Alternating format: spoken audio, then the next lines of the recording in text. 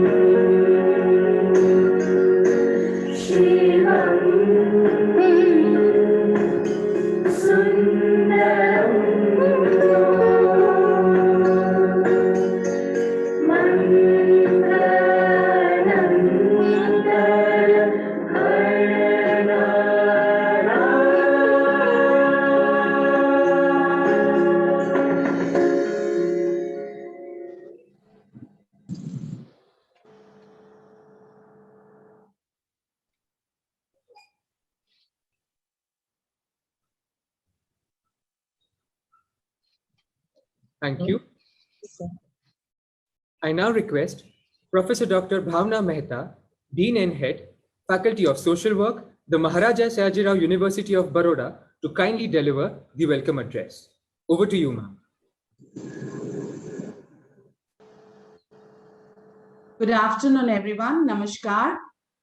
Respected Honorable Vice-Chancellor of the University, Professor Parimal Vyas, three distinguished key speakers of today's webinar, Honorable Vice-Chancellor of Pondicherry University, Professor Gurmeet Singh, Honorable Vice-Chancellor of Tumkur University, Colonel Professor Vyas, former in-charge Vice-Chancellor and Pro-Vice-Chancellor and Professor of Social Work at Department of Social Work, Jamia Millia Islamia, Professor S.M. Sajid, Director of Internal Quality Assurance Cell of the University, Dr. B.S. Chakrabarti, Coordinator of this particular webinar, Professor Ankur Saxena, Dr. Jayalakshmi Mahanti, Ms. Hiral Parmar, Deans of various faculties of the university who have remained present here, senior teachers, professors, faculty members of the university, my colleagues at the faculty, and dear students. A warm welcome to all of you to this webinar on equity and inclusion in higher education institution with special reference to National Education Policy 2020, organized jointly by Faculty of Social Work and Internal Quality Assurance Cell of the Maharaja Sayajirao University of Baroda as part of our university's initiative to celebrate 1 year of completion of National Education Policy 2020. At the outset, let me begin by thanking each of these esteemed speakers who have joined today's webinar and who agreed to be with us today at the 11th hour by adjusting their earlier commitments and supporting us in spite of their extremely busy schedule. We are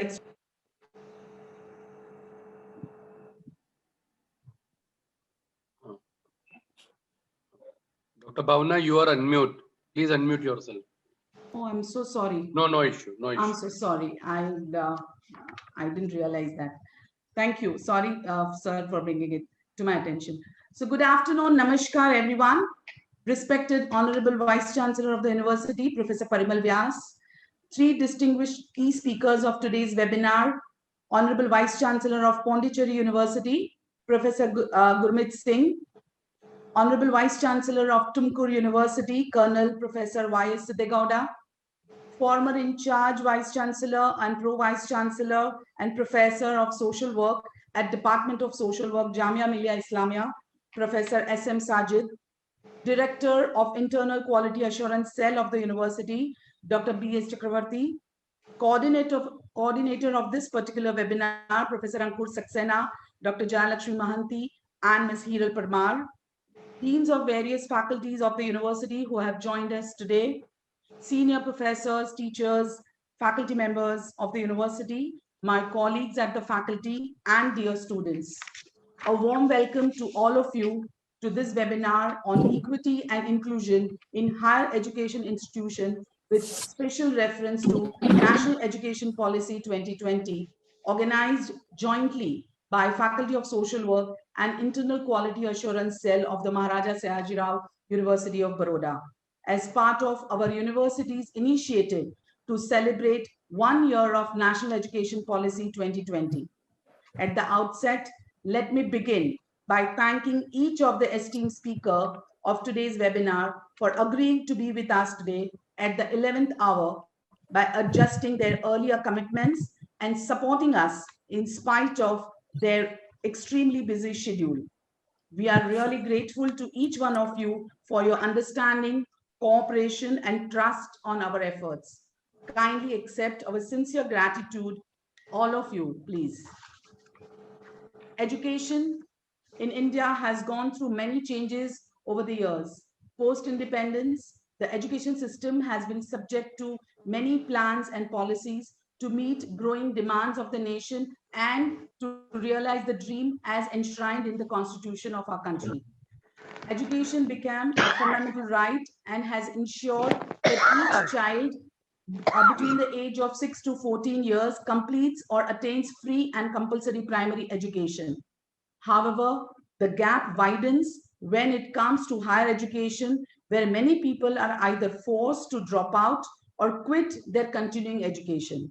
The reasons could be vary from exclusion, disparity, vulnerability, retention, inequality of access, affordability, availability, and quality of education.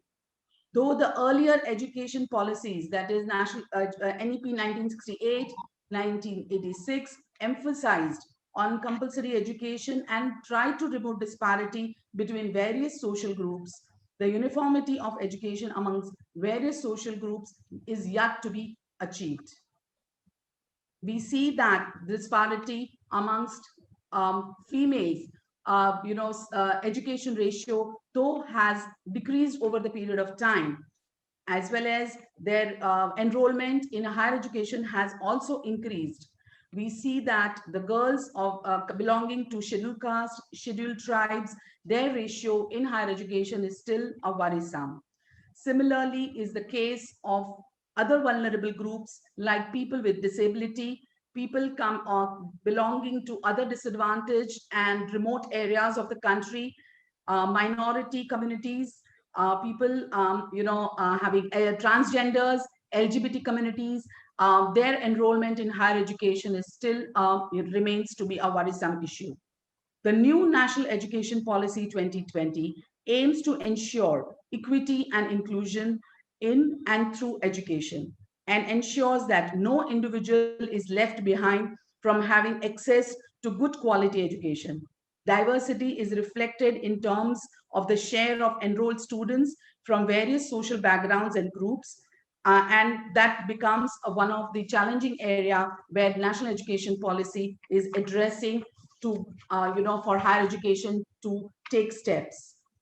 Faculty of Social Work is committed to work with people in margins, disadvantaged, neglected, and those who require support in terms of services, guidance, resources, working towards socially just society and striving to provide, create equal opportunities for all to grow, realize their potentials, and promoting social change, development, and empowerment of people are the goals of the profession. While Constitution of India and directive principles of the state emphasizes on equality and justice through equity, inclusivity, diversity, it is the collective responsibility of all the stakeholders to make it a reality. It is against this backdrop that Faculty of Social Work, the Maharaja Sayajirao University of Baroda, along with its internal equality assurance cell of the university, thought it appropriate to organize this webinar on a theme of equity and inclusion, two important strategies for social change, making our society more inclusive and fair through higher education. I'm sure today's deliberation and learning from our esteemed speakers would help us as a university in general and faculty in particular to prepare a roadmap for the implementation of National Education Policy 2020 in its true spirit. With this faith and commitment, I once again welcome each one of you to this webinar and thank our Honorable Vice-Chancellor, sir, for putting his trust on us by choosing Faculty of Social Work to kickstart the celebration of 1 year of National Education Policy 2020 at the university with us as a big first opening faculty. Thank you, everyone. Thank you, ma'am. I now request Professor Dr. Ankur Saxena, Program Coordinator of FSW, Maharaja Sayajirao University of Baroda, to introduce the esteemed guest. Over to you, sir. Yeah, thank you so much. Respected dignitaries, I am happy and delighted to introduce respected Professor Gurmeet Singh sir, Honorable Vice-Chancellor, Pondicherry University. Professor Gurmeet Singh sir is a renowned academic administrator and an internationally reputed expert in the field of corrosion science and smart materials. And he started his career from University of Delhi in 1976 and rising to become a professor about 20 years ago. His career has been distinguished by the successful manner in which he has contributed to the administration, University of Delhi and other public institutions.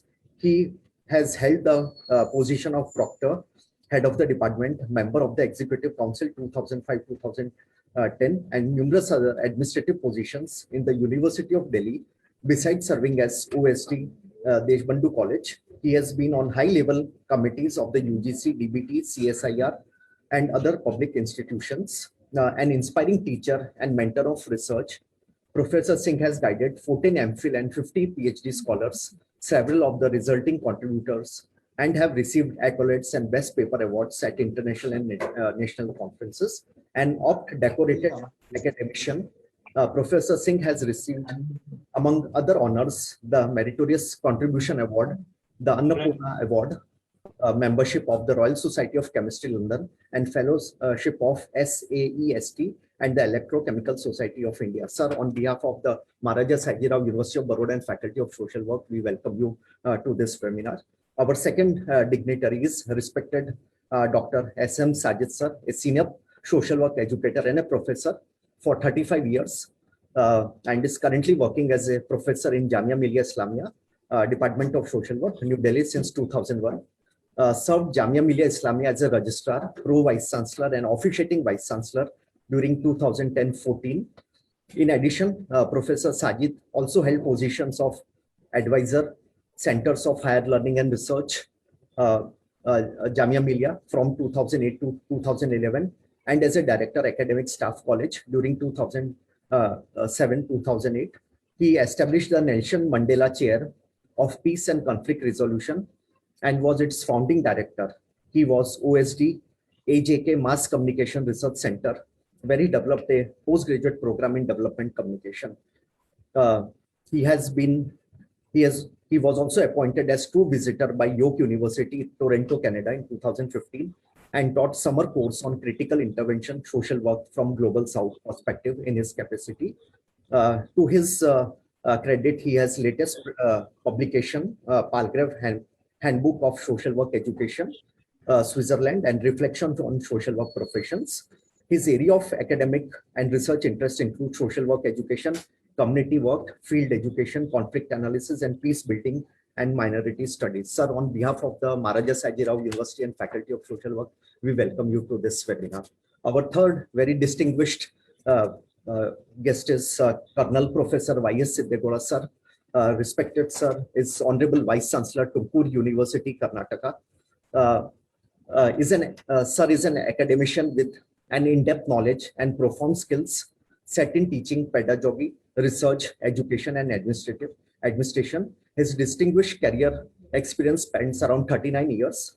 His career as a professor at the University of Mysore reveals his clear commitment to education, comprising extensive academic research, administration, and extension activities. As the chairman of the Department School of Social Work, he launched various new and transformative activities and enhanced a shared vision of excellence and learner-centered orientation and promoted initiatives in education and research in critical fields. He received research grants and successfully completed 17 major research projects to the tune of 6 crores. As a faculty advisor, he provided mentorship and provided academic program knowledge, which is commendable. And as a coordinator of UGC UPE, he has strived relentlessly for fellowship to enable interdisciplinary areas of research activities for project fellowships. Sir was nominated as member of Board of Studies and developed the curriculum in its quality and standards and resulted in implementation of industry relevant curriculum with OBE attributes. He worked as a director academy of Sanskrit research during his term, trained the faculty to embrace outcome-based education practices. Professor Siddegoda sir has been appointed as a Vice-Chancellor of Tumakuru University owing to his set skills in education and administration. He has demonstrated excellent professionalism and character while performing his duties as a visionary pursued initiatives. He has, during his tenure, he has signed various MOU with Salford University, UK, involved in promoting critical interdisciplinary research across various disciplines. Honorable Vice-Chancellor sir contributed towards adoption of best practices of education and was instrumental in the elevation of institution status. It was a moment of pride when Higher Education Ministry, Government of Karnataka, appointed him as a Vice-Chancellor. He has won several awards, and it comprises of conferment of rank of Honorary Colonel and rank of Colonel Commandant of NCC, Government of India. Sir has been awarded with Golden AIM Award as the most dedicated Vice-Chancellor 2020. On the occasion of World Teachers' Day, Sir has been awarded Outstanding Academic Leadership Award conferred by International Chamber of Service Industries, conferred with Vishwa Jyoti title of Shri Venkalu Maleshwara Ma Sansthan Suketru Matta. conferred the prestigious award for extraordinary contribution to education lifetime achievement award by International Chamber for Service Industries. Sir is a seasoned academician and ardent researcher. Combined with his gifted academic administrative skills, earn him as illustrious position on the pedestal of academic excellence. Sir, on behalf of the Maharaja Sayajirao University of Baroda and Faculty of Social Work, I welcome you to this webinar. We have our own dynamic visionary leader, respected Professor Parimal H, sir, Honorable Vice-Chancellor, the Maharaja Sayajirao University of Baroda, a highly contributing to the academic. Ankur, let us say one time. I think that's it. I think let us, Professor Bhavna Mehta, let us invite Professor Gurmeet Singh ji, because now he's quite preoccupied. On behalf of the university, I welcome all the three eminent academicians. Thanks for your time and guidance. And on behalf of the university, thank you, Professor Bhavna, because this is the second time I could interact, I have an opportunity to meet Professor Gurmeet Singh ji, very, very dynamic, visionary, Vice-Chancellor of a very prestigious Pondicherry University. Sir, we would request you to share your thoughts. This is a part of celebration of 1 year of national education policy. So may I request on behalf of University, Professor Gurmeet Singh Saab, to share his thoughts. Thank you so very much, Professor Parimal Vyas. Namaskar, sir. It's a pleasure meeting you second time. Yeah. And you will just give me half a minute before I get back to you again. I had some commitment at 3:30 at in my office itself, and the gentleman is here. Within half a minute, I'll be with you. Okay. Just pardon me for 30 seconds to be precise. Okay. No issues. No issues. Welcome, Mrs. Kannan. He was very kind to adjust his thing. He said he'll push the meeting for us. So. And you will pardon me for 20 minutes. I just the webinar. I would have been through by now, but then because of some connectivity issues, got a little delayed. So kindly be here. Maybe No, sit here. Listen to some nonsense that I'm going to speak. Okay, you will enjoy that. And give a cup of chai now. You have a cup of tea, I'll be with you. Yeah.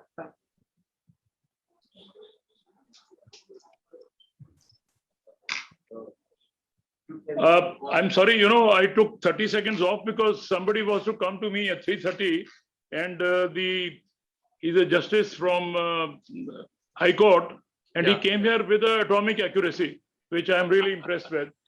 So anyway, and because of connectivity issues, we had to delay the program by about 20 minutes. We'll make it up, not to worry. No, thank you. So nice of you, sir, for support. Let me say at the onset, let me express my very sincere thanks to you for inviting me to this important seminar, webinar we call it, on a very important issue. On this, yesterday our Prime Minister launched many portals which are all related to our new education policy. And this is one policy which came, we all know, and you would have read also, many of you would have read it, that this came after a gap of 34 years. And the kind of difficult tasks that the members had to go through, about 1 lakh interviews and reading a lot of suggestions, documents. Ultimately, they came out with this golden policy, which I will only highlight few points, which some people are not very clear. And towards the end of my talk, I will say the success of this particular policy shall depend upon how best this is going to be implemented. And that would be the sole task of all principals of schools, colleges, and university administrators like we and Professor Parimal Vyas, who is sitting at a very important center called Baroda. So how best we are able to put it in practice shall measure the success of this policy. Let me tell you 3 important points. To begin with, we always used to talk in our drawing rooms and in our educational parlance that, look, we are always running after English and we don't give enough importance to our mother tongue. This is what we used to say. And then we used to quote the examples of Japanese and Koreans that they don't do it in English, they study in their own language, yet they have come up with everything. Well, they are very right. I am of the firm belief, and you will all agree with me, when you talk to your offsprings, you will find that when they talk in their mother tongue, their thoughts are very original. they put certain questions which are absolutely mind-boggling. But when we tell them, we force them to speak in English, you know, the whole thing goes in for a spin. So I am of the view that the original thinking would emerge in a child's mind only when one talks, studies, and thinks in one's own mother tongue, at least in the formative years of first 5 years of education, let's put it this way. Talk to any kid. I don't know whether you have really done it to a first standard or nursery student. Try speaking to him in a different language, his tone and tenor will be very different. So this is probably the first policy which has emphasized the importance of our study in mother tongue. That is first part, which we all need to appreciate. And we all need to put it in practice rather than still going in for that beaten track that we have been following for the last 70 years. Second and third and fourth, I've jumped it up straight away, these 3 points. First, it has taught us the most important thing, which is called learn to leave. First, please mark my line, learn to leave. Second, it is the most important axiom is teach to transform. This is there, but I'm repeating it, and this is what I'm going to dwell on. Third, educate to empower. That's it. This, when I say, you will all agree with me, has been so far, whatever we have done in the last 30, 40 years, these are the 3 points which were missing, and this is what we are going to incorporate now. And I'll highlight this with certain examples. It will clarify. Final 2 minutes I'll spend on how best we can implement. And I will take you back to the conference that I had organized in 2018 of the South Universities, Vice-Chancellors in my own university. I think Professor Sid Gowda was one of the important participants in that, where I had highlighted the concept of sharing. It has not taken off for a different reason, but then that is what is the key word and most important word. Let's look at learn to leave. You see, so far in our education system, anybody who would join a school would go along the beaten track that one has got into commerce, the other has gone into science, third has gone into arts, and one continues to go in that path in the college level and at the post-graduation, and if one does very well, obviously to research and further downwards. Ultimately, the careers opens, we all know what we used to do and where one goes. I need not talk about it. So this is one policy which says, learn to leave. You finish your schooling, you have not done very well, you want to earn some money or you want to support your family, go out, earn your living, you go out, help somebody in business, work out for outside for 3 years, 4 years, 5 years, whenever convenient for you, come back and join the institution again in a subject of your choice, not along the beaten track that you are a student of geometrical and mechanical drawing, you have to follow that, not necessarily. Any subject you can take up. By leaving for 3-4 years, you develop your mind after dealing with the society that what is best for you and where you are best suited. So join that and carry on along with that. After that, there are mentions of the method subjects. I'll highlight only important parts. So this is one that you have been given an option that you can leave anytime and get back to the education system anytime again. So it is multi-exit, multi-entry. That is what they have put it. I'm elaborating a little differently. Once you are able to do that, you will be in a subject, in a career, in a topic of your choice, where you will obviously tend to do much better. This is one. Second part, which I said was, it is teach to transform. Anybody who gets into engineering stream, I'm giving you one example to highlight my point. You will know that he would be a gold medalist in his engineering degree. But when you tell him there is some fault in our car or somewhere where mechanical part is going to be used, one would be totally blind about it. And a roadside mechanic probably would fit in that much better. This is where we say teach to transform. You have to teach from a point of view where one is able to put the knowledge in practice. That is what we are not doing. Electrical engineering will do, but one will not be able to fix the fuse. So this is where we require to put in our focus.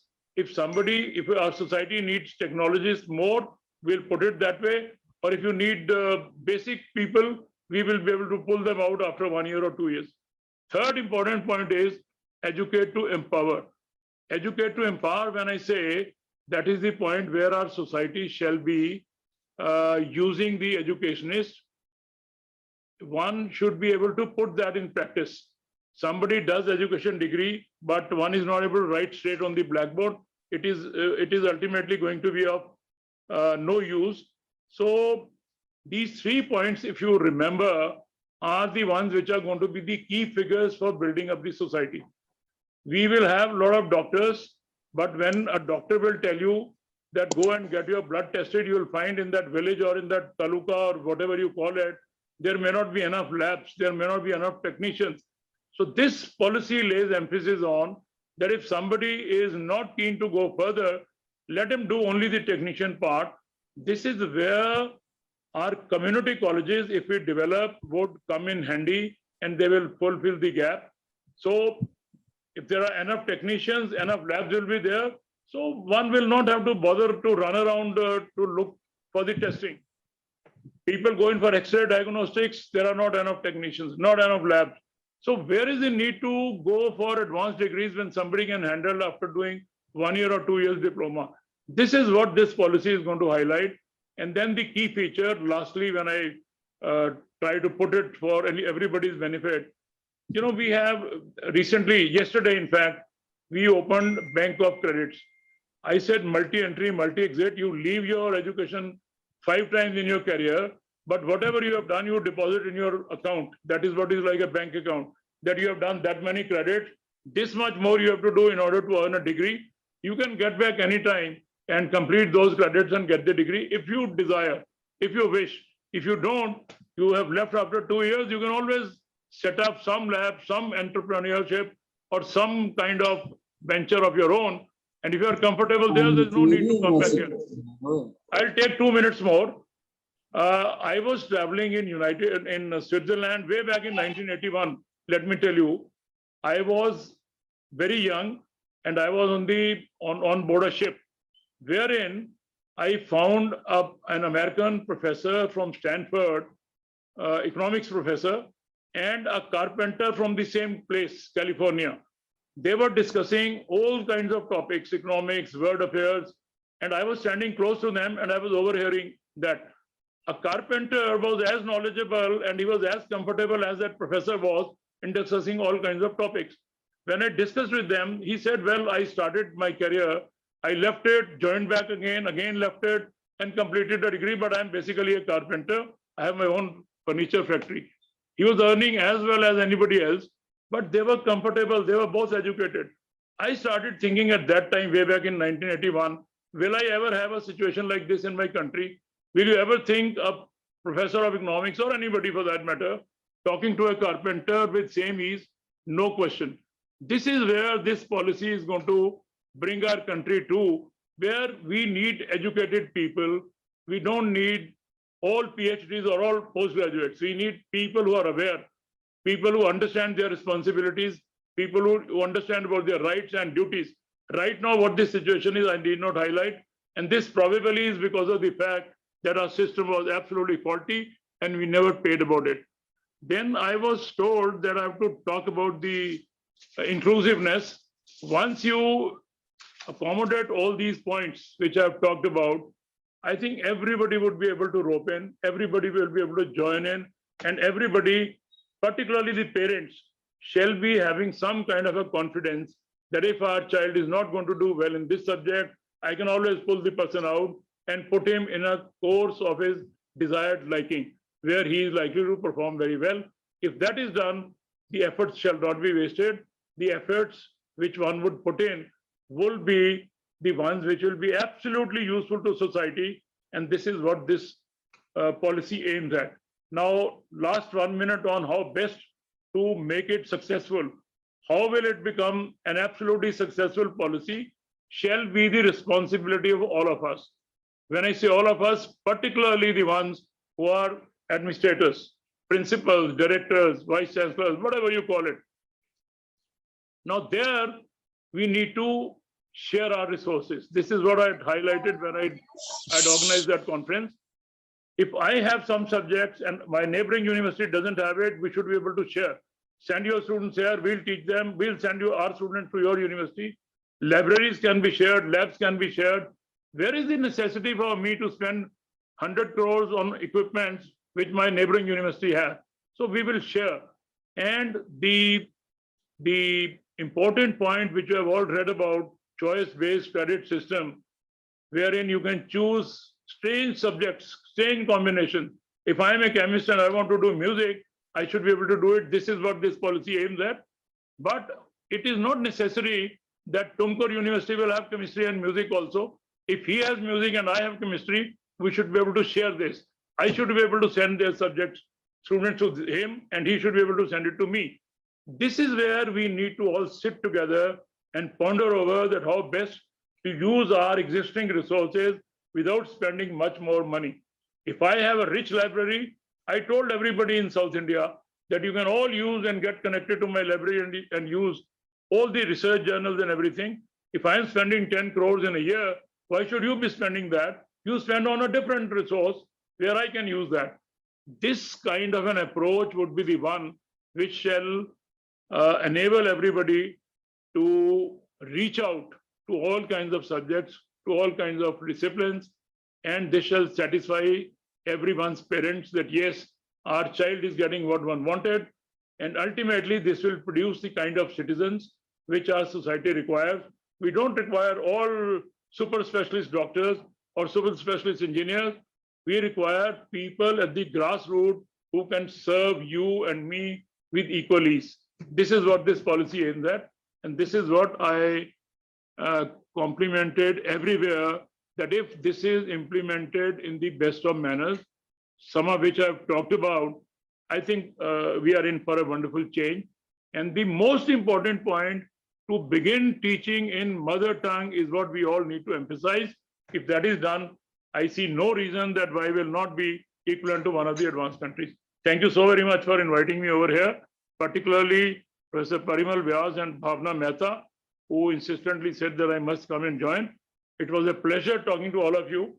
If there's anything, I'll be very happy and look forward to seeing you again. Thank you so very much, and God bless all of you.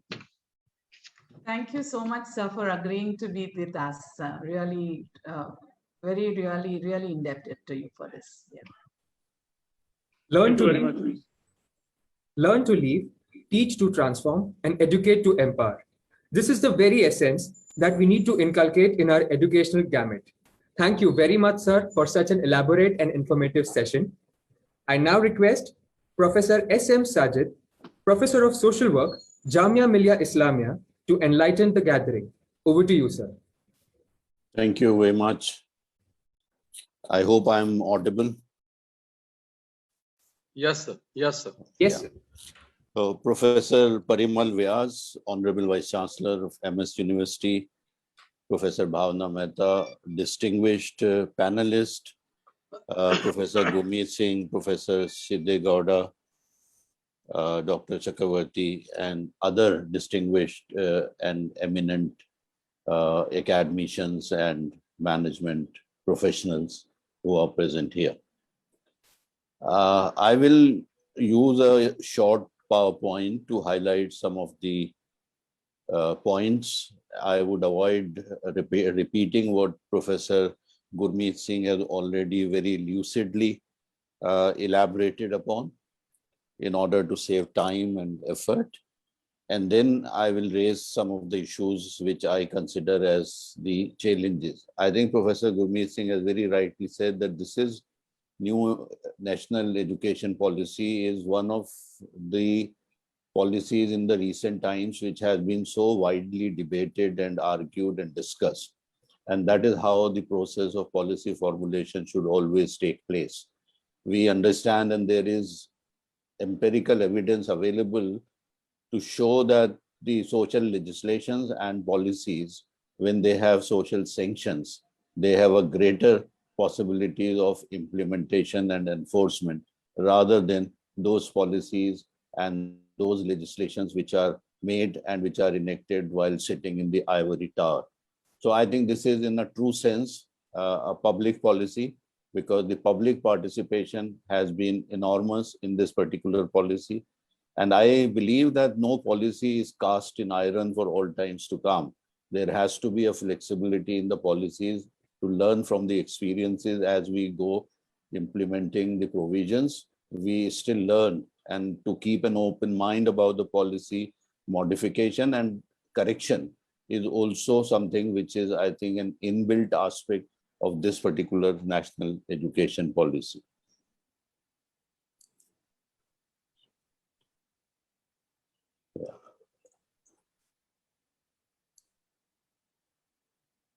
Let me share the screen.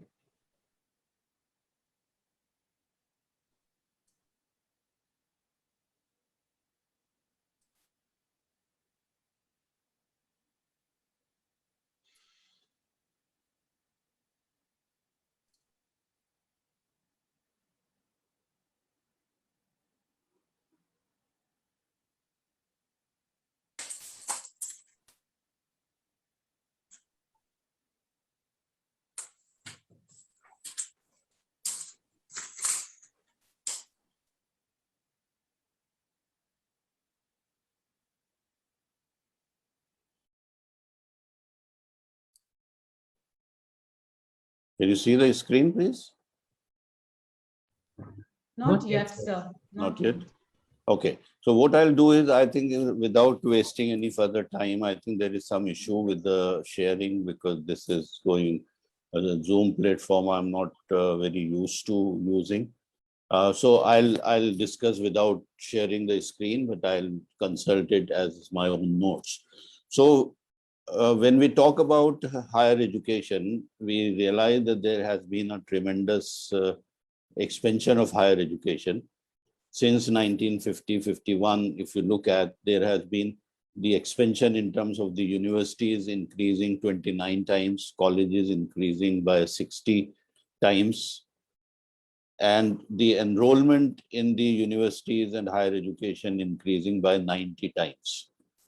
If you look at the kind of higher education which is provided, you realize 386 state public universities, 327 private universities in the states deemed to be universities, 80, 135 institutes of national importance, 48 central universities, and deemed universities of the government supported, which are 36. So approximately there are about 1,034, 1,050 institutions of higher education which are presently in operation.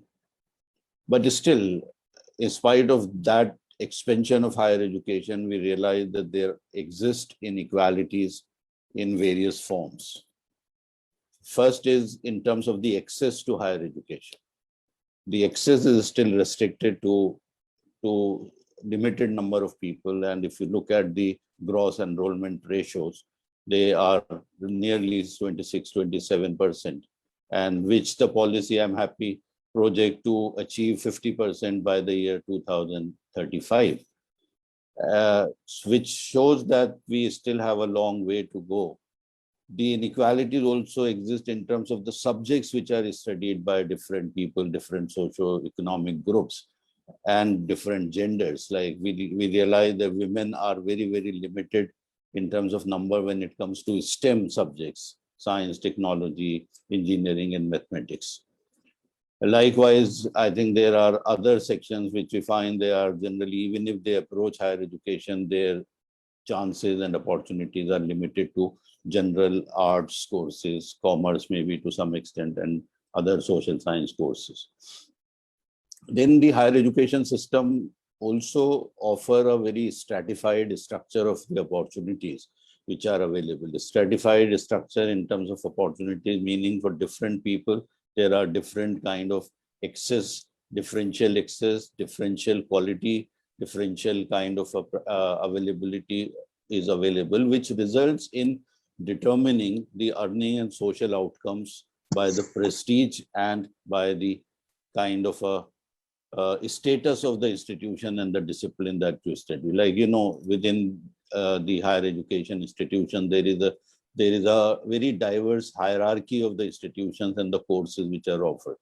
And I'm also reminded of one very important scholar who very long back, Ivan Illich, in his book by Deschooling the Society, way back in 60s, he has wrote that the sifting process in the society takes place at the age of around 3 to 4 years. Sifting means where you start screening people for the future social and economic roles. And when we realize what is happening in terms of education, and that is why I think I'm also happy to notice that the national education policy is also talking about integrating education right from school level to higher education level, because currently it is a very disintegrated kind of a form which is there.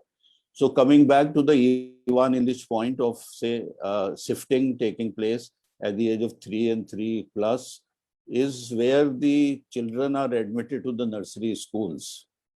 And that determines what kind of future economic roles and social roles you are going to occupy, with some kind of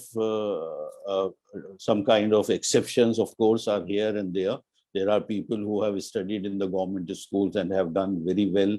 There are people who have studied in the convent and private schools, which incidentally are called public schools. They have not done very well.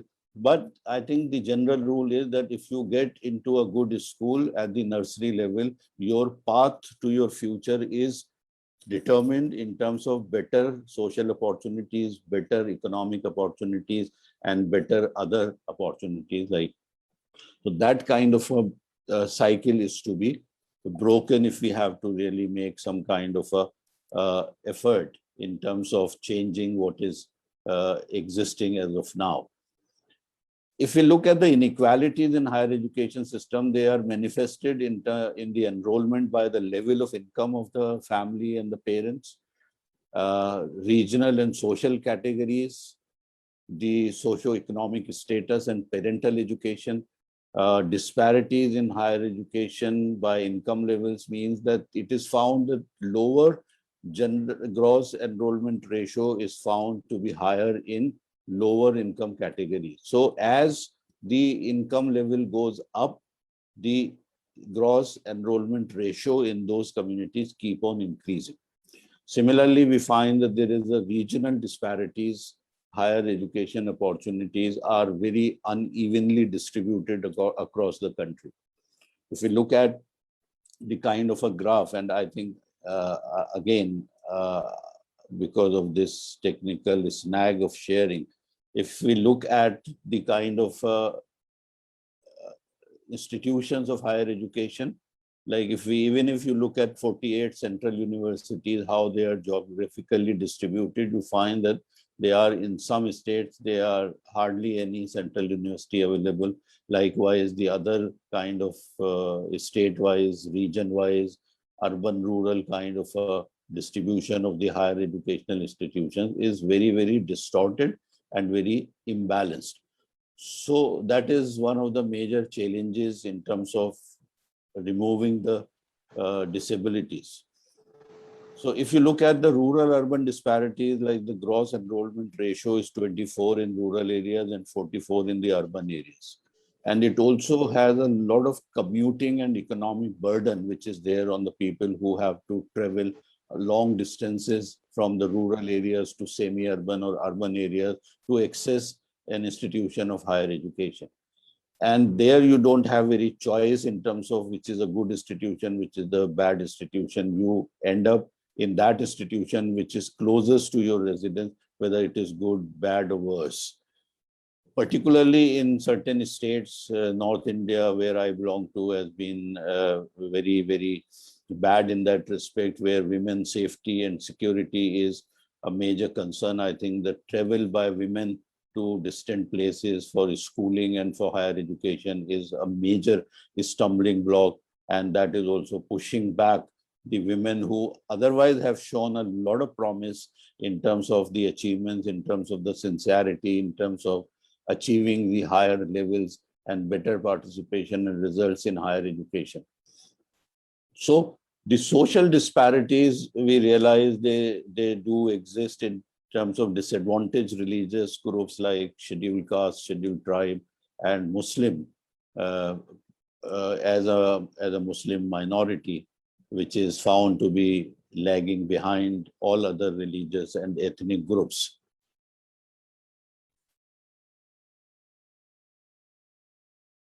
The empirical evidence also suggests that socioeconomically disadvantaged first-generation learners and those from rural background are unable to progress beyond undergraduate level. Even if they are able to reach higher education, their journey stops there itself. Underrepresentation in the elite and prestigious institutions of these communities is also a very well-known fact.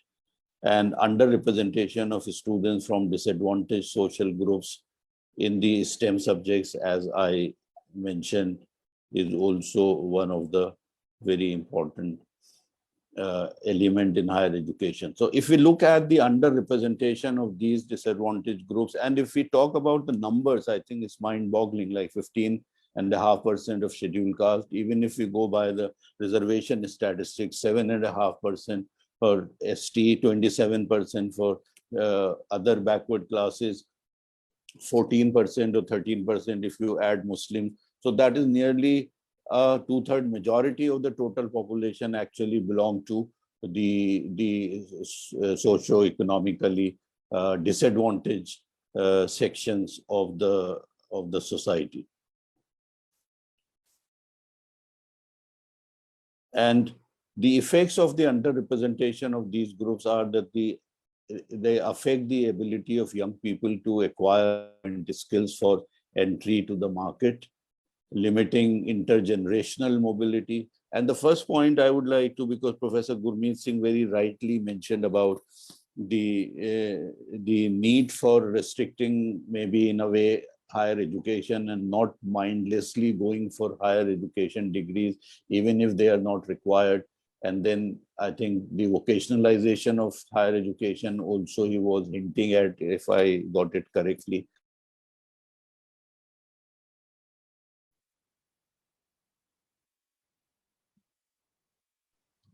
Professor Sajid, you become mute.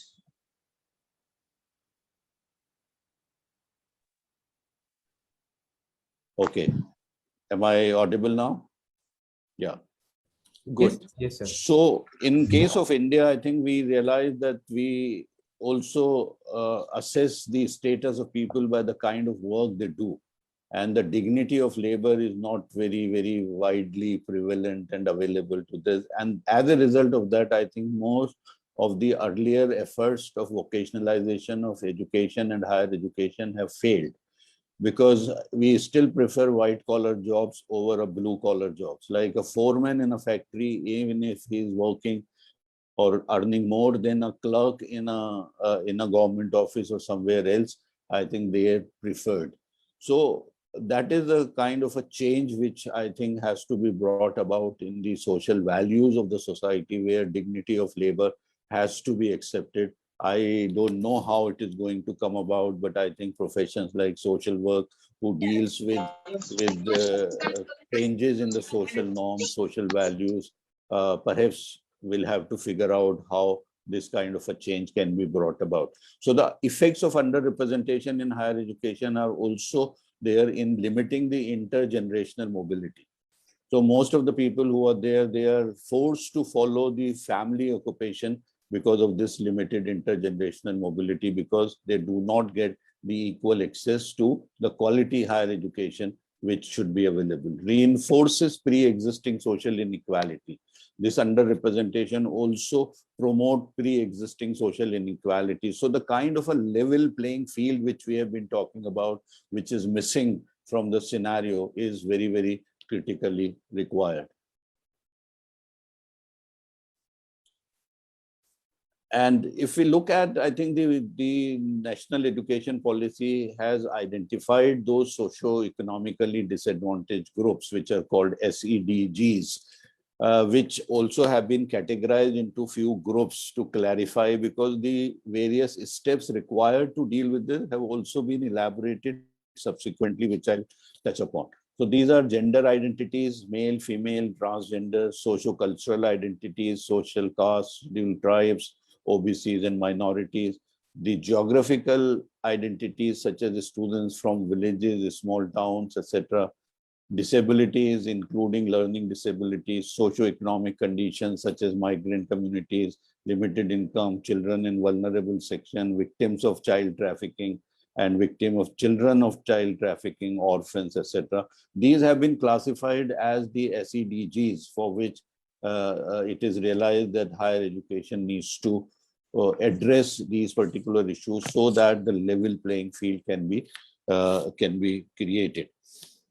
And the policy itself prescribes some of the steps which are to be taken by the government, and by some of them by the higher educational institutions, like earmarking suitable government funds for the education of SEDGs, which is a very important provision and which should be done. But before that, I think the very critical part of the education policy, and for that matter, any policy to be implemented in the earnest and in the right spirit and letter, is the availability of funds. And that is where I think it is also laudable that the policy has proposed that it will achieve a spending of 6% of the GDP in times to come. How it is going to be done and when it is to be done, that still needs to be specified. But how significant a difference it can make, you realize that way back in, I think, 2009, 10, 11, around that time, the education cess was introduced. And initially, the education cess was spent for the school education largely. But because we were in Delhi and we were close with the Ministry of Education and the minister, so some of the vice-chancellors of Delhi University, Jamia and other were able to prevail upon the government at that time that a part of that cess should also go to higher educational institutions. And that was a very small amount in terms of the total size of the cake. But with those funding, I realized, because at that time I was the registrar of the university and I was in the implementation and in the spending of the funds, that changed the funding and the spending pattern of the university. So if we are able to increase from the available nearly 4% of GDP on education to 6% in times to come, even if that increase is going to be only 2%, but I think that is going to make a huge difference.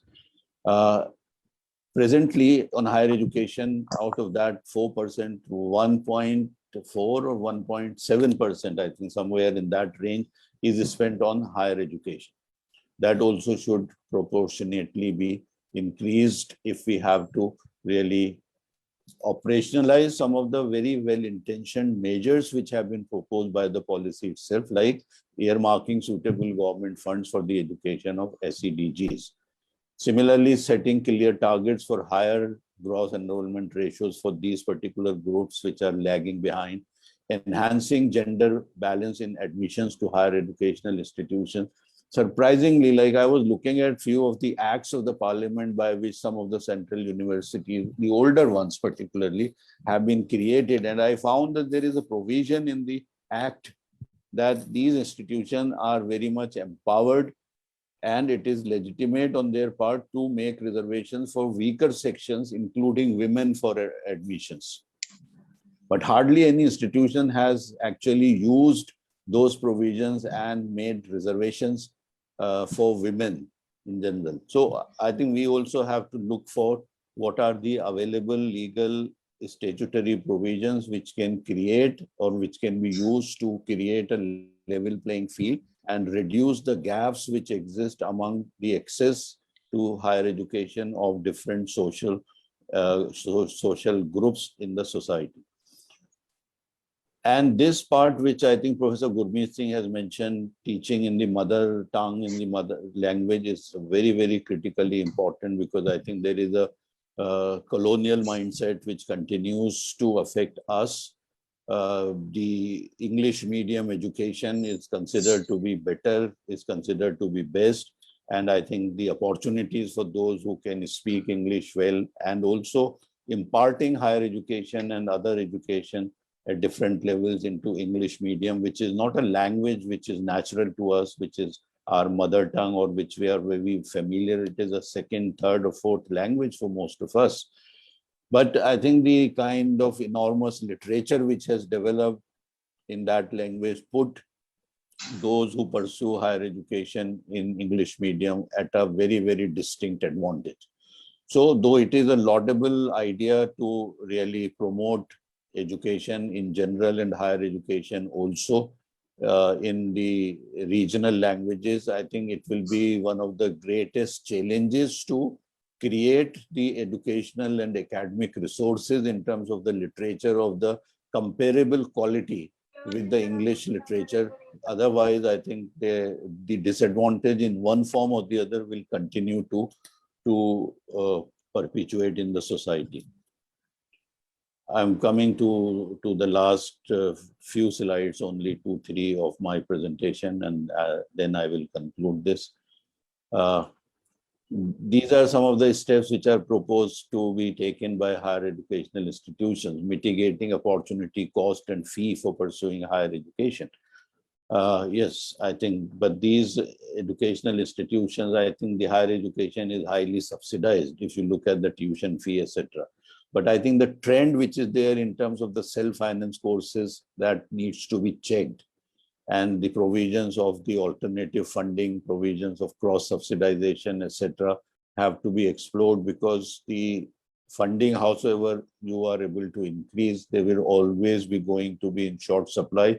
As the education at the school level enhances access and cover a larger population, the demand for higher education is also going to increase in the times to come. And for that, we will require additional processes, additional funds, and additional resources. So we have to look for that particular aspect. The fee and the institutional steps to be taken by higher education institutions largely depend on the kind of funding which is going to be made available to them. Making admission process more inclusive, yes, I think that is something which we all need to sit together and think about, that what is it that really restricting the entry of certain sections of the society into higher education, into certain courses, into certain professions, and what is it that we need to change. Employability potential of higher education program, I think has been said a lot of time. The Knowledge Commission had itself identified the very small percentage of the graduates who have employable skills. And I think that is something which needs to be changed, because higher education without being accompanied by better economic kind of opportunities is going to be meaningless. But that, after having said that, I should also clarify that higher education is not merely to prepare people for the economic roles, but also citizenship roles, the character building, which is civic responsibility, which also over a period of time have been to some extent neglected. Then the other steps, I'm only mentioning some of the important ones. The other which I have highlighted, like special provisions for bridge courses for students, emotional, social, academic support for sections of society who are able to make it. Like, we realize that how disillusioned and how distanced people belonging to scheduled caste communities feel themselves in eminent institutions like IITs, and then the success rate is very poor. There have been cases of suicide which have been increasing. I think this is an important aspect, that merely granting admission is not enough, but we have to do a lot of hand-holding and emotional, psychological, and economic, academic support which is to be provided, particularly because they are the first generation learners and they do not carry the advantage of the kind of educated, privileged family background which is there. Some other steps which are needed, I think, which is a corrective expansion of higher educational institutions. As I said, corrective in the sense that they already created imbalances, I think, needs to be considered, and rather than equality, the principles of equity should be applied whenever you are opening new institutions or where expanding the number of seats in the educational institutions. We have to keep that in mind, that the corrective measures are very much required. Then offering educational opportunities in professional technical education in rural areas and underserved areas, which are not very difficult to identify. I think various reports of the UGC, MHRD, and various independent bodies have already identified these, and they have emphasized on the pathways of access to higher education students from the socioeconomically disadvantaged groups and the women. A very practical problem is for till such time as the spread of the higher educational institution is more equitable. The urban areas which are infested with the institutions, they lack the residential facilities. Therefore, it serves as a major stumbling block in children and youth who are coming from the rural areas. So more and more hostels of a reasonable good quality are required, particularly for women as also for men. The implementation of reservation policy and its monitoring is important, because we realize that in spite of the constitutional provision, I think we are lagging behind in terms of achieving the targets of those reservations, and which we need to. I would just touch upon one or two more aspects, like Professor Gurmeet Singh has very aptly mentioned about the kind of a collaboration which should take place, the sharing which should take place between the institutions of higher learning. I'll only share one example. I think we all are fascinated by the idea of international collaboration, which is good. Not denying the fact that we need to learn a lot from those institutions, but I think we also need to learn a lot from other institutions within the country. And we need to collaborate with those institutions. And within the university, I think different department needs to collaborate with other departments, which is very poor. I think we are sitting in watertight compartments. The next door neighbor department is not aware what we are doing, and we are not aware what they are doing, whether what kind of resources are available, what kind of academic and thematic unity exists between the two, and how best we can collaborate and do better research, impart better education, inculcate skills, is not explored fully. Some time back, I think when I was in administration, 2011-12, we attempted to have a joint degree program with Delhi University. Professor Dinesh Singh was the Vice-Chancellor at that time.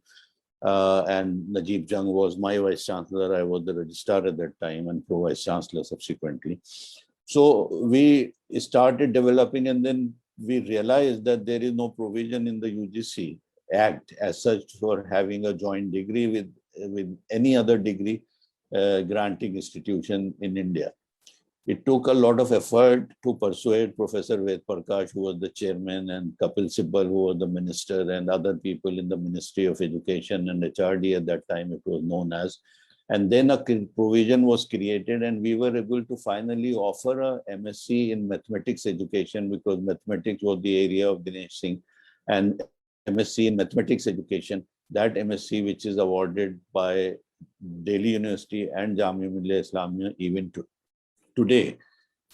But unfortunately, that remains, I think, the sole example between the two universities as of now have not been explored. But what I'm trying to say is that there exists a lot of potential for the collaboration within the universities and between the universities in India, because they have their own unique selling propositions and points. They have their own strength areas, and if we club the strengths of two or more institutions, I think we will be able to do a much better job. I am sure my other distinguished panelists will touch upon the other aspects which I have not been able to do because of the limited time which is available for this webinar and for this discussion. I once again thanks Professor Parimal Vyas, Professor Bhavna Mehta, and all the other colleagues who have been involved in this wonderful initiative of celebrating 1 year of the national education policy. And I am sure, and I am very optimistic that this celebration will also result not only the notional celebration, but actually the celebration in the form of achieving what is targeted, the goals which have been specified, and then progressively we will be moving towards those goals and those particular objectives which have been set out by the Government of India. Thank you very much, all of you.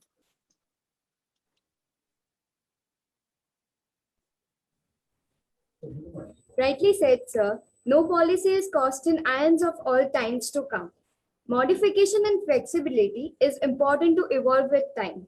After all, change is the only constant. Thank you very much, sir, for such a relevant session. I now request Colonel Professor Y.S. Siddhagowda, Honorable Vice-Chancellor, Tumkur University, to kindly address the gathering. Over to you, sir.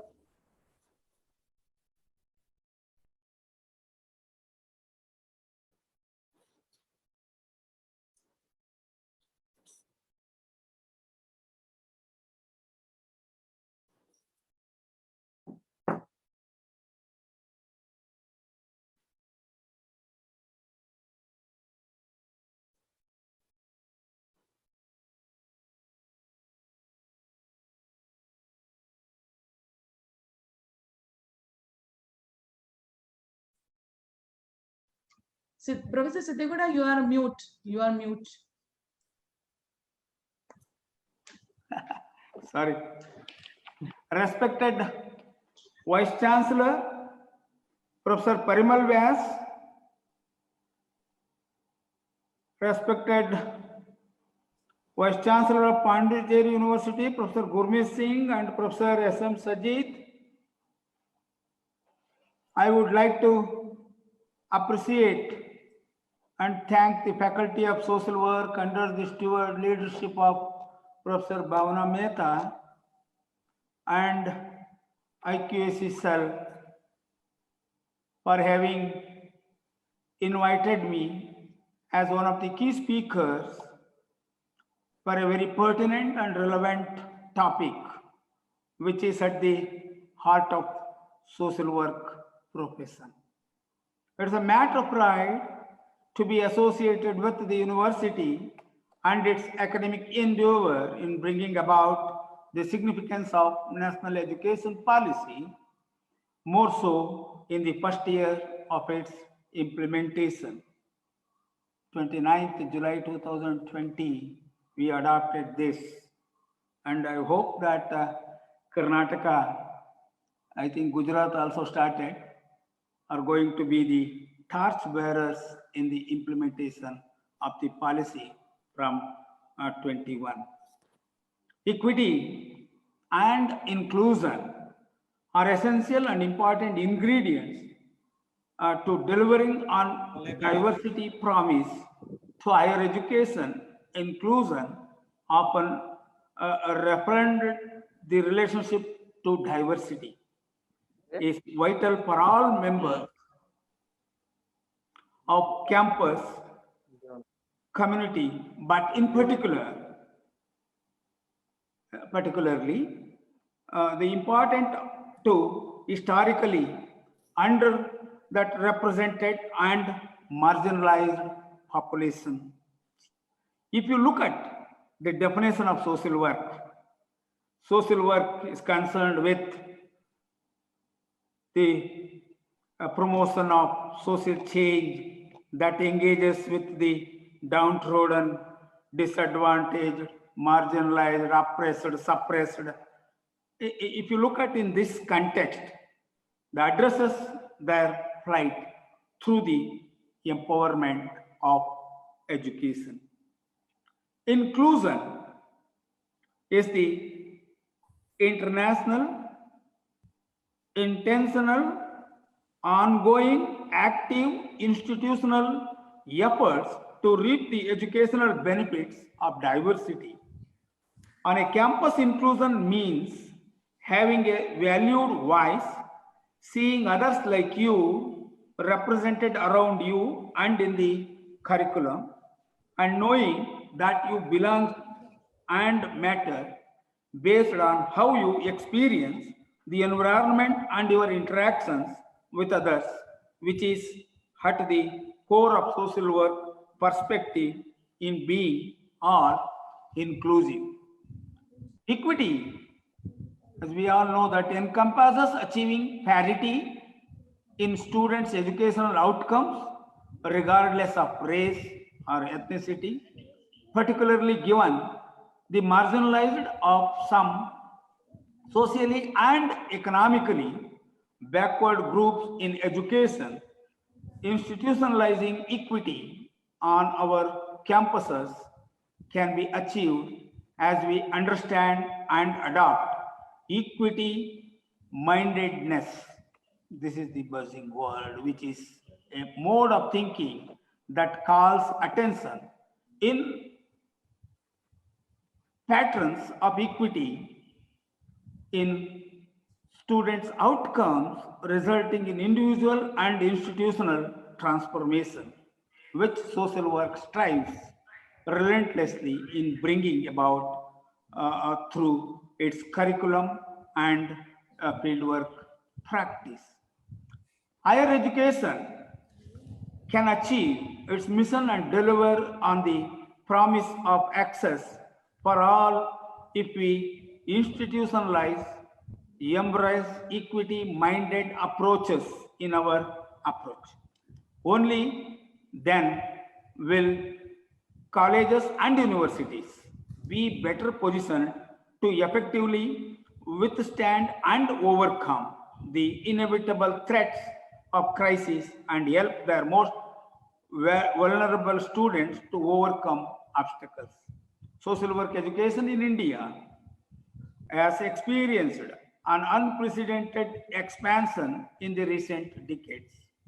It is thus becomes necessary to address from social work reference means point of view whether benefits accruing from the massive expansion in higher education has been shared among different social groups.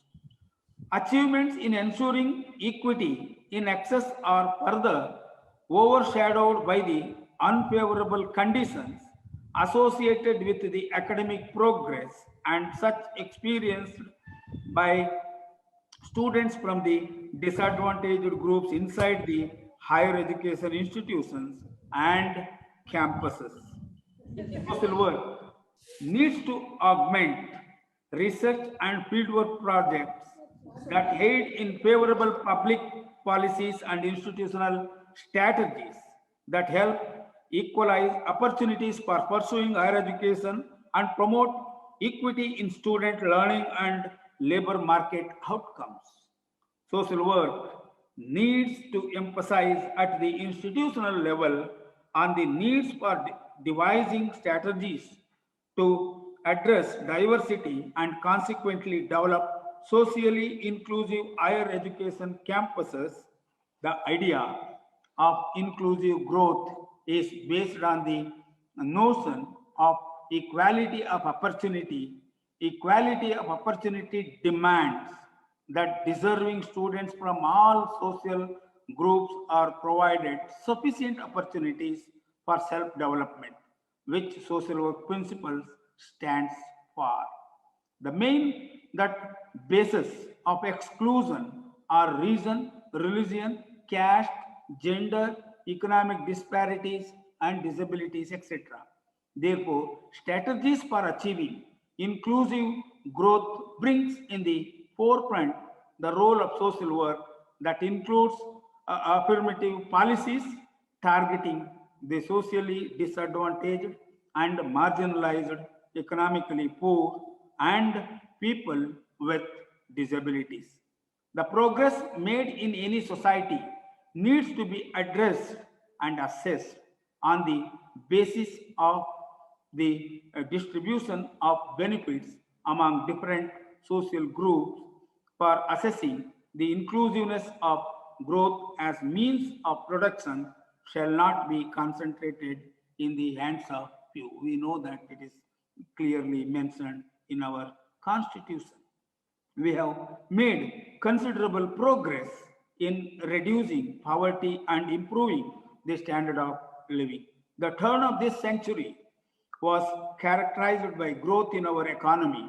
However, it was less recognized that this positive economic growth was accompanied by that widening economic and social inequalities that studies have shown. The recent studies have shown that human capital is the single most important factor contributing to foster economic growth. In the current context, the unequal distribution of opportunities for developing human capital can be an important source of inequalities. Therefore, promoting foster growth of higher education among the disadvantaged sections of the population is a necessary condition for ensuring that equity in the future. Another form of inequality reflected in the access of higher education is gender that inequality. At the national level, Sajid also mentioned this. Access to higher education still favors the men with a gender parity index of 0.97 in 2018 and 140th rank among 150 countries in Global Gender Gap Report 2020 and 21 of the World Economic Forum, which is alarming. Women among the lower caste groups suffer more that acutely in terms of access to higher education. Women remains underrepresented in certain fields such as STEM. You know that in National Education Policy, it is clearly mentioned that the science, technology, engineering, management, and the maths, including that chartered accountancy and other subjects, overrepresented. In other subjects areas such as that the medicine, education, the women, this thing. The lower probability of students studying STEM subjects in government institutions compared to private institutions explains why students from the poor households have a lower probability of accessing STEM subjects with those from the rich households. Private institutions have contributed to the disciplinary divide across economic classes, with access to the most selective programs of study being restricted to those from the most privileged backgrounds. Thus, inequalities in access in prestigious programs continue to reflect the inherited social privileges and contribute to the persistence of social inequalities. The state should make a greater investment in establishing new institutions for imparting teaching in STEMs, while also ensuring provisions of STEM subjects in the existing colleges and that universities. This has been clearly mentioned in National Education Policy. Coming to that National Education Policy 2020 is a landmark. Both of my previous speakers spoke at length about all the aspects associated with the National Education Policy. What is fascinating me is the very basis of the policy, that what has been laid on the five foundational pillars of access, equity, quality, affordability, and accountability. These five pillars are strongly resounded all through the social work curriculum, and is the very basis of social work philosophy of this profession. These principles strongly reflect the mission of the policy to make education equitable and inclusive. In the field of higher education, inclusion involves restructuring the whole system with the aim of ensuring the wide range of educational opportunities. This includes the curriculum, pedagogy, and recreational opportunities, etc.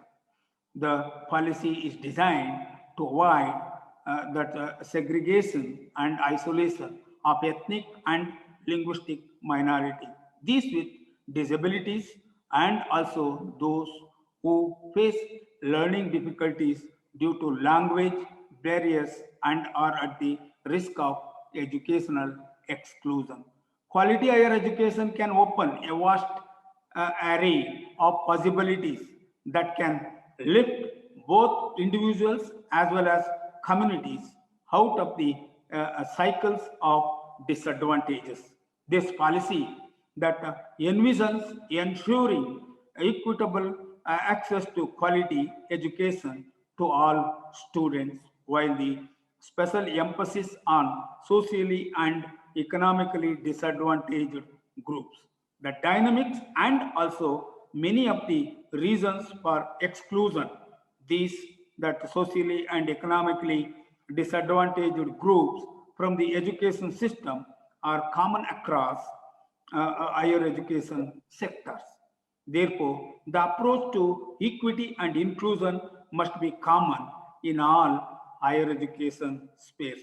In this respect, what steps that the government should take and what steps that the institutions should take and what steps the society under the PPP model should take is the question today to discuss, throw light to create that inclusive that the policies.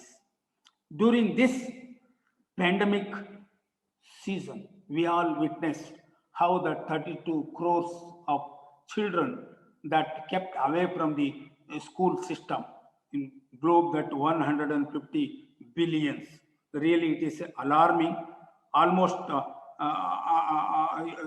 universal response to college closures has been the creation of online learning platform to support that the teachers, students, and their families. However, not all students have the same access to that information and communication technology, ICT, what we are talking in higher education system, creating 83 domains, right from student admission down to that the convocation certificates, which also varies greatly across the regions. Most of the vulnerable students had no access to digital learning resources, highlighting the need for equitable and inclusive solutions to provide access to digital learning resources and effective distance education. The pandemic, which revealed inequalities in higher education, has prompted a clarion call for more effective strategies that will result in more equitable outcomes for underrepresented populations by placing that inclusiveness and diversity at the core of our institutional practice. We understand and also we understood from the past how critical it was for the colleges and universities to continue fulfilling their respective missions. 2020, that NEP, this thing, the transition to remote learning and work models exposes inequalities among our students, faculty, and employees, and illuminated the importance of addressing the different needs across these populations.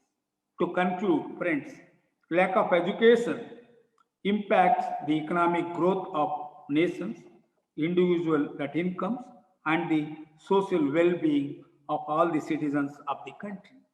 Given this crucial role of education providing equal opportunities for accessing higher education in a necessary condition for achieving that inclusive growth and a fair and inclusive society free from discrimination, which is at the heart of social work, that pedagogic curriculum and practice. By promoting the importance of a diverse campus, adopting an equity-minded approach to leadership, and facilitating greater inclusion, we can ensure that our institutions can deliver on the nation's promise of higher education for all students. Thank you very much. It is important and incumbent to envision the facets of equity and inclusions through social work perspective to impactfully implement the dimensions of National Education Policy 2020. Thank you very much, sir, for such a valuable insights from your end. We have with us our very own Professor Dr. Parimal Vyas, Honorable Vice-Chancellor, the Maharaja Sayajirao University of Baroda. I now request, sir, to kindly deliver the presidential address. Over to you, sir.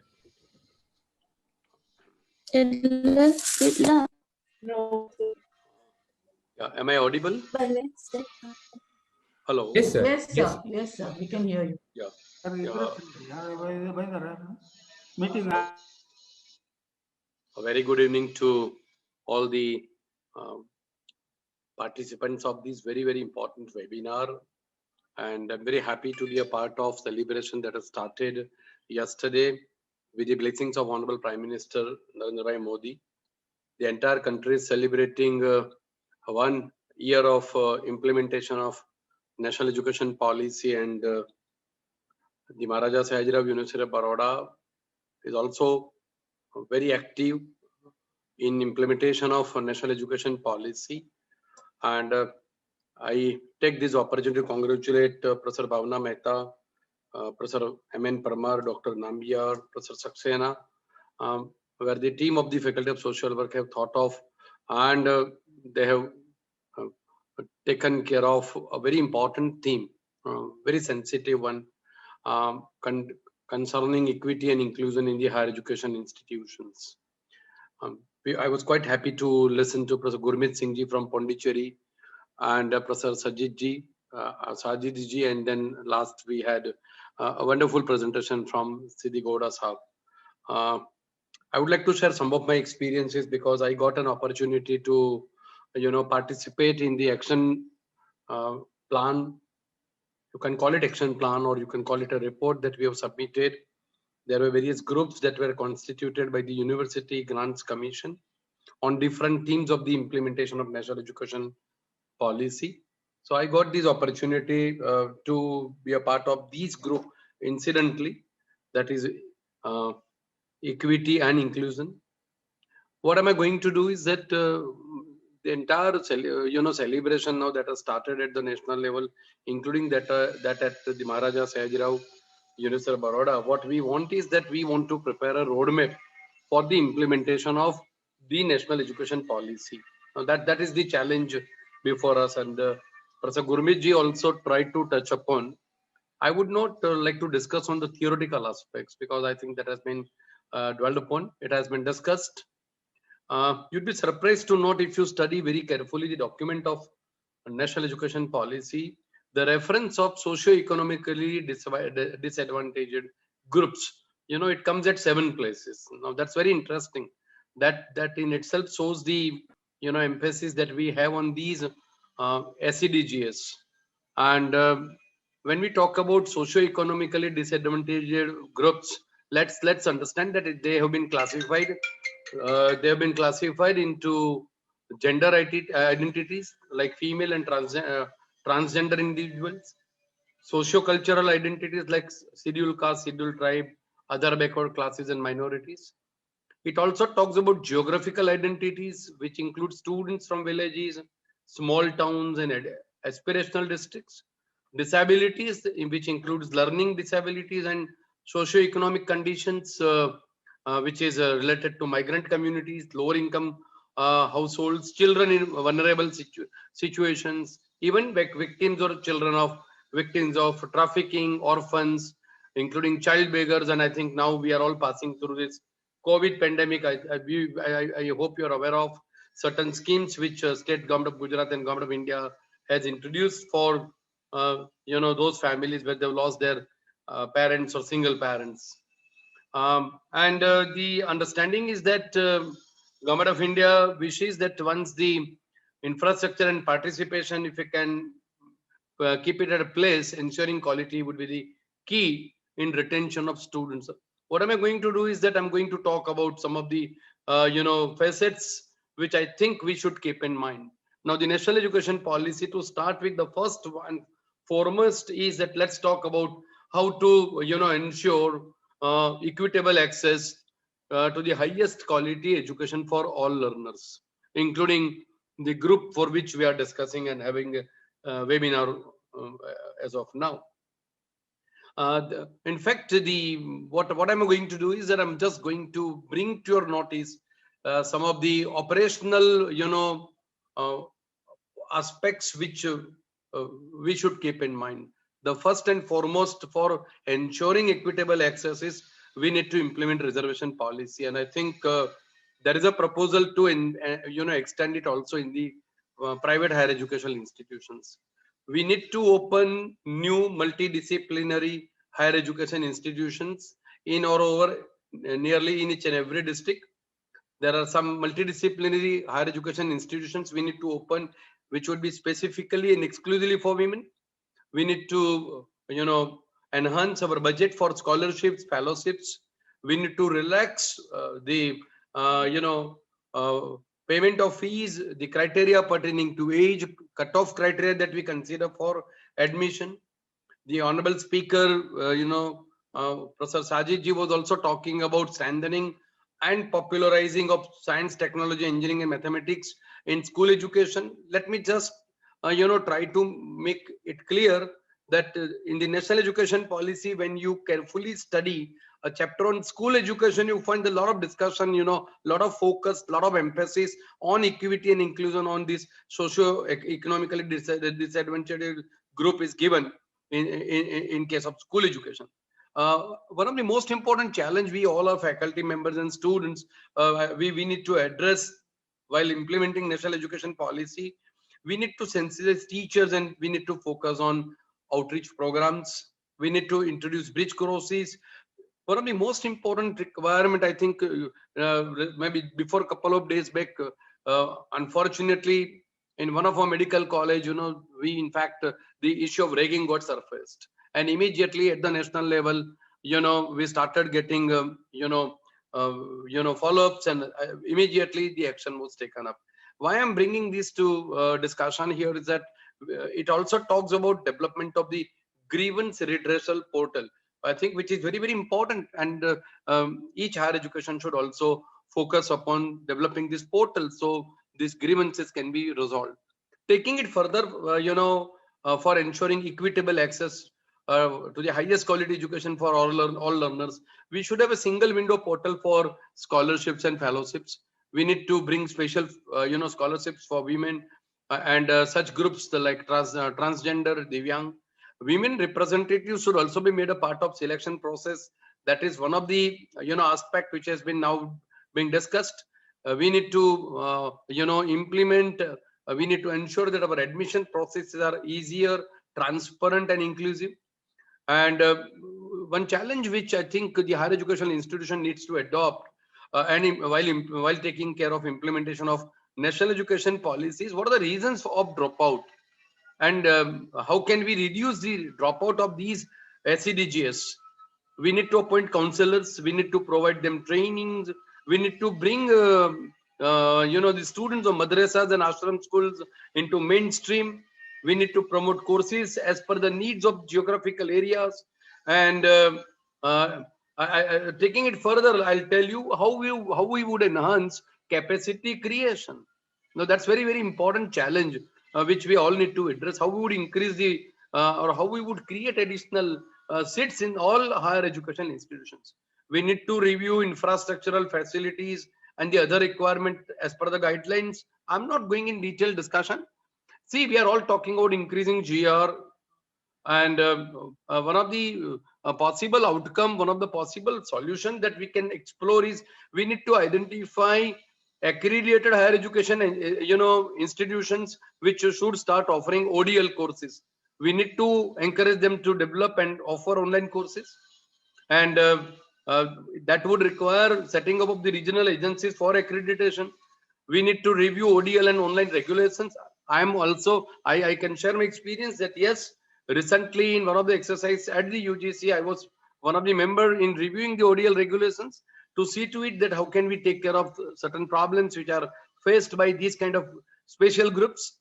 And we need to provide training on technology to nodal institutions, and nodal institutions needs to conduct training on technology in the various identified institutions. These are the operational aspects. I think unless and until we would not focus on these, whatever discussion that would happen in this kinds of webinar would not really bring out the results. We need to constitute expert committees for the purpose to frame such regulations. We need to review our curriculum very, very critically. We also need to make provision for providing training on curriculum development, teaching, and evaluation methods. I think this is the need of the hour. One of the area on which we should also focus is that we need to develop high quality support centers and professional academic and career counseling center. In fact, one of the major recommendations that we have made into UGC that we should set up student support centers.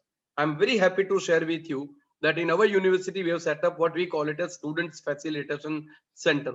We are in a process of setting up, such various other cells, and we have institutionalized mechanism, for these. Apart from the well-established mechanism, which the honorable speaker, they were talking about equal opportunity cell and, the other committees, task force that we constitute for this kind of a group. One of the very important aspects on which we really need to focus is that the norms, standards and guidelines for systematic development, regulation and accreditation of ODL, that is one aspect. But then we should also authorize higher education institution to open its study centers in the various areas which can be identified as district centers to take care of the lower gross enrollment ratio. And if required, we should also establish region-wise accreditation agencies to see to it that these higher education institutions, can carry out their activities in near future effectively. How can we create vibrant campus life for this group? We need to provide opportunities. We need to create opportunities for their participation in sports, culture, arts, clubs, eco-friendly clubs, various activities, which is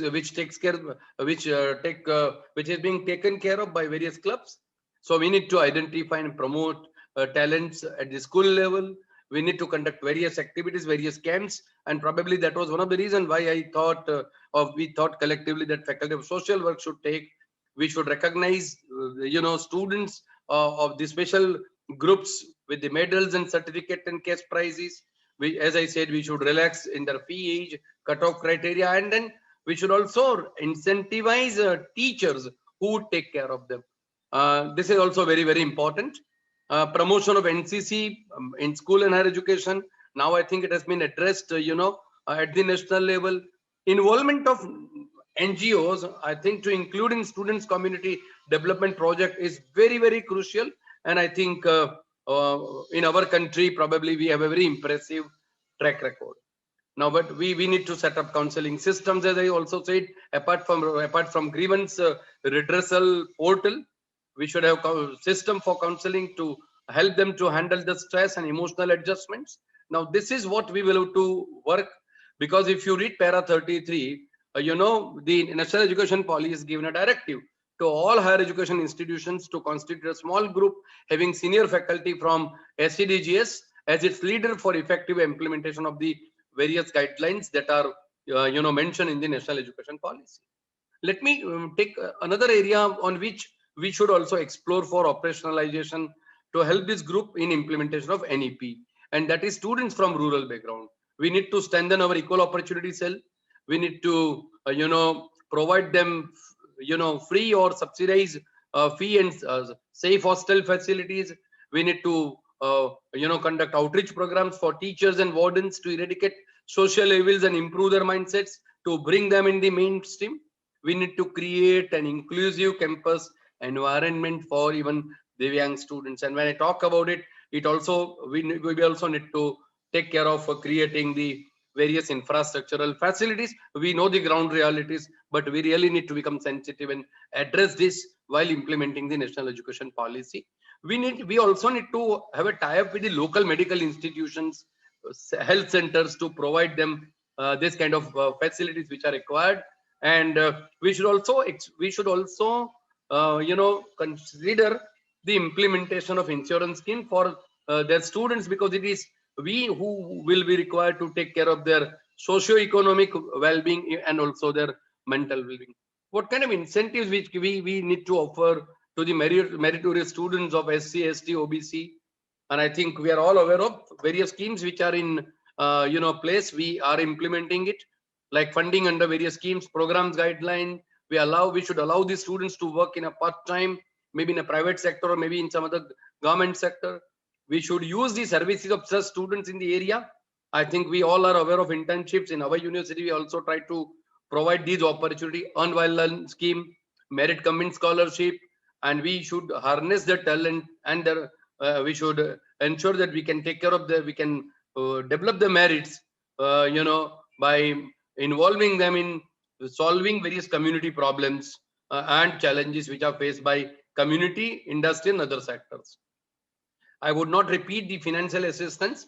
In fact, one of the important proposals that we should explore is that the National Scholarship Portal should be expanded to support, foster, and track the progress of students receiving scholarship. I think that's very, very important, and you find there is a paradigm shift. The direct transfer now which is taking place to in the bank account of beneficiaries.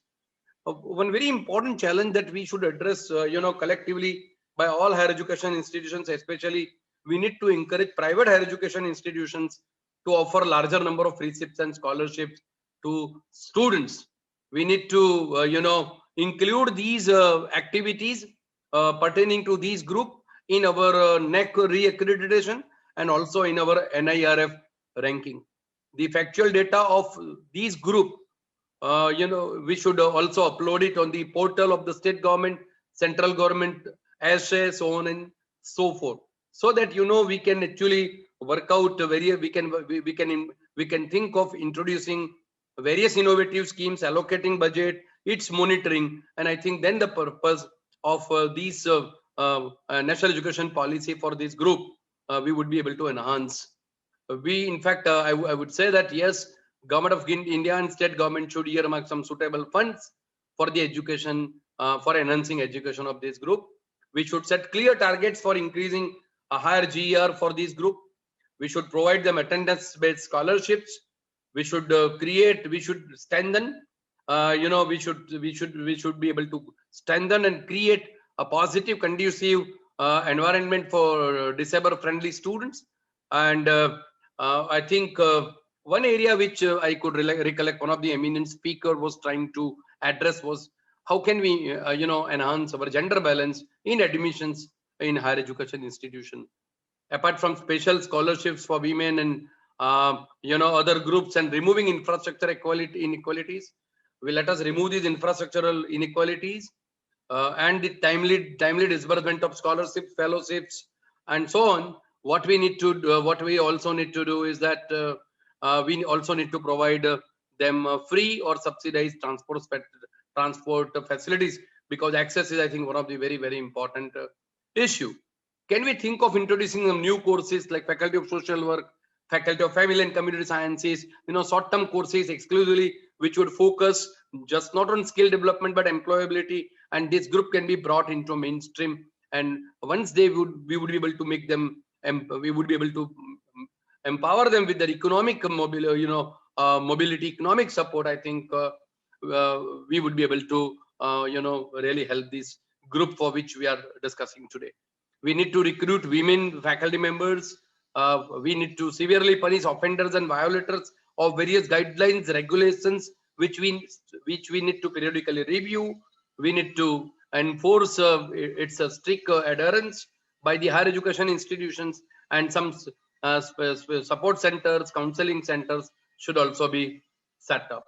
Now, coming back to the last one or two areas, is that we need to establish more high quality higher education, as I said, in aspirational districts and special educational zone containing large number of SEDGs. In fact, discussion is there, and we are expecting bill to be passed by the Parliament, and then with the provision of a special budget. In fact, we should also have special incentives for faculties for working in these identified areas, those who are taking care of. In fact, we need special kind of teachers, be it a school education or higher education. And we need to not only, normally we talk of subject related teachers in school education and higher education. We need to have some other special category of teachers who would take care of the emotional balance, what we call the psychological makeup, the problems, and then efforts that are required to build their skills, and then we should also recognize those faculties. We should also incentivize them. Then probably we would be able to deliver. And yes, Gurmeet ji, I would not repeat, but I was very happy. We need to also focus on promotion of local languages. We need to sensitize faculties, counselors to remove each of these group, because probably they have a language problem. One of the area on which the entire higher education institution of country has to think that we should start appointing translators. If you want to promote local languages, it is not just medium of instruction, but then we would also require support of translators, in our country. And yes, I think the another one, maybe if I just want to touch upon the use of technology, how can we develop, and how can we use and take support of technological tools for better participation to improve learning outcomes and to deliver outcome-based education. So be it UGC, AICT, ODL, I think their guidelines, their regulations, they should be periodically reviewed. Already in our university, we have implemented. We need to really stand on it. We need to focus on a blended mode of education. We need to, develop innovative assessment techniques. I'm not talking about examination reforms. How can we make seamless use of technology for providing training? I think that's very, very important. It could be a digitalization of libraries and higher education institutions, and then creating special facilities, special arrangement for these kind of groups. And if required, we should centralize the system of admission at the district and state level. We should remove late fees, payment of late fees, or we should also admit them without any fees, special provisions for their admissions. And so be it admissions, be it examinations. And one of the recommendation on which I think we all should explore is that the National Testing Agency need to work to offer a high quality common aptitude test, as well as conducting specialized common subject examinations in science, humanities, languages, arts, vocational subjects at least twice a year. I think this is the kind of a basket that we are supposed to provide. We need to ensure that all our buildings and facilities are wheelchair accessible and disabled friendly.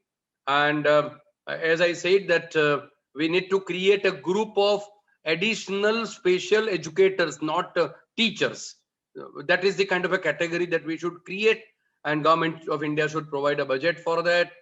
And we should also provide them support with pre-admission training.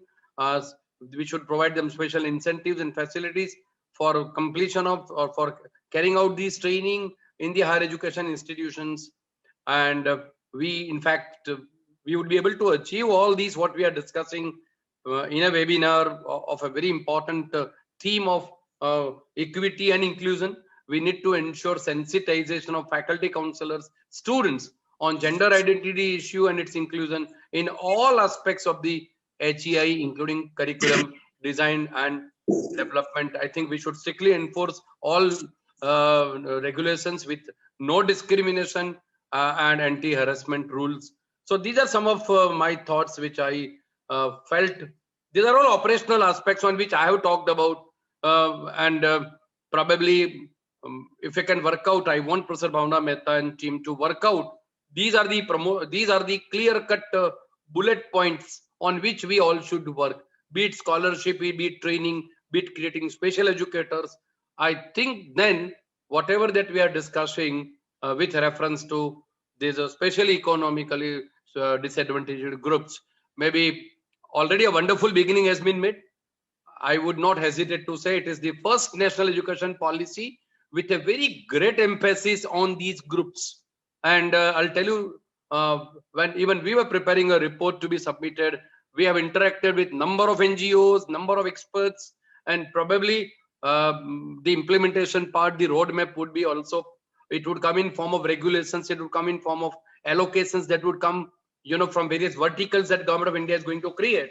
But I personally believe, let government, state government, Government of India, Ministry of Education, let them continue, but then it is the collective responsibility of all of us to ensure that we sensitize all stakeholders, starting with students, with the faculty members, to see to it that we bring this group into a mainstream.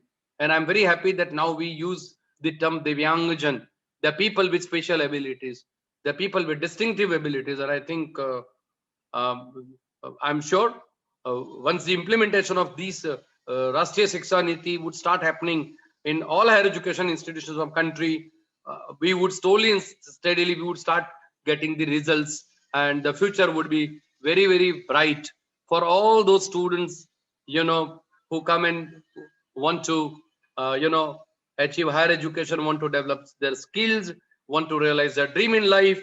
And I think that is the kind of a contribution that we all are required to make in higher education. So thank you very much. Over to you, Professor Bhavna Mehta.